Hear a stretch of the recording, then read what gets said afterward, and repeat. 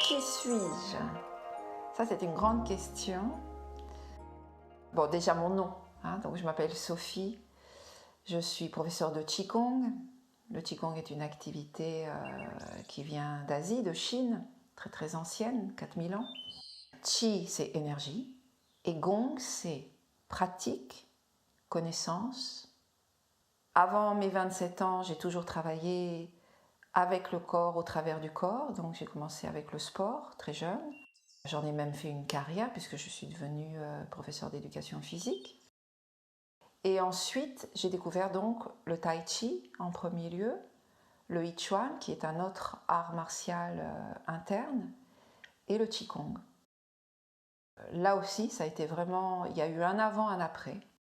Je suis partie, j'ai vécu en Chine pendant 9 mois. Spécifiquement, c'était pas du tout un voyage touristique, c'était vraiment un voyage d'études où je suis allée pratiquer avec 2 maîtres de I Chuan. Ça a été très formateur à tout niveau. Je pense que je ne serais pas la femme que je suis s'il n'y avait pas eu ces pratiques dans ma vie, ça c'est très clair. Le Qigong, déjà, c'est très enchaîné. Il y a vraiment cette notion de fluidité, de continuité, de transformation dans le rond, dans la spirale. Ça le différencie pas mal du yoga, qui peut être beaucoup plus dans des lignes. On a ces différences de forme.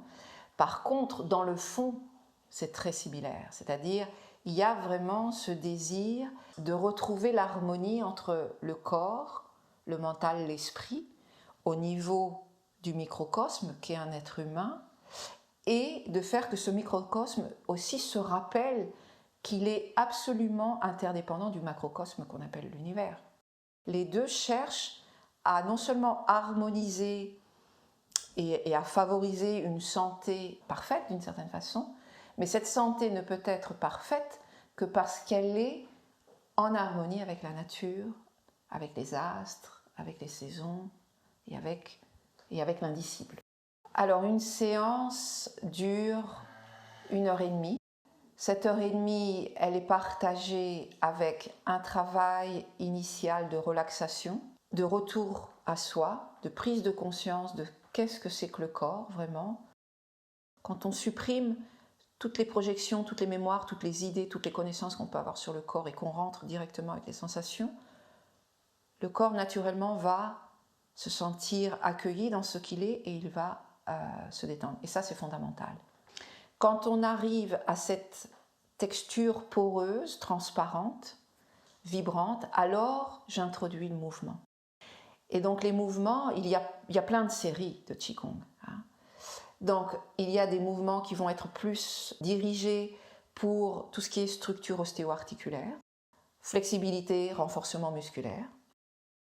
Il y a des Qigong qui, eux, vont aller dialoguer avec les organes, avec les fonctions des organes. Il faut savoir que le Qigong va favoriser de toute façon la circulation de l'énergie. Tout est énergie. Un os, c'est de l'énergie. Un muscle, c'est de l'énergie. Un organe, c'est de l'énergie. Et il y a les réseaux énergétiques, comme on a des réseaux sanguins, il y a des réseaux énergétiques par lesquels le Qi circule et vient rentrer en contact avec les organes. Donc, voilà, il y a vraiment des séries différenciées en fonction de ce que l'on pointe. Qu'est-ce que c'est méditer? C'est être dans le présent. C'est pas être dans l'objectif à atteindre. C'est vraiment être dans cet espace conscient d'accueil. J'ai abordé la pratique avec le désir d'atteindre quelque chose. Et depuis quelque temps, je comprends qu'en fait, la pratique est un lieu de célébration. Il n'y a rien à atteindre. On est là pour célébrer la vie.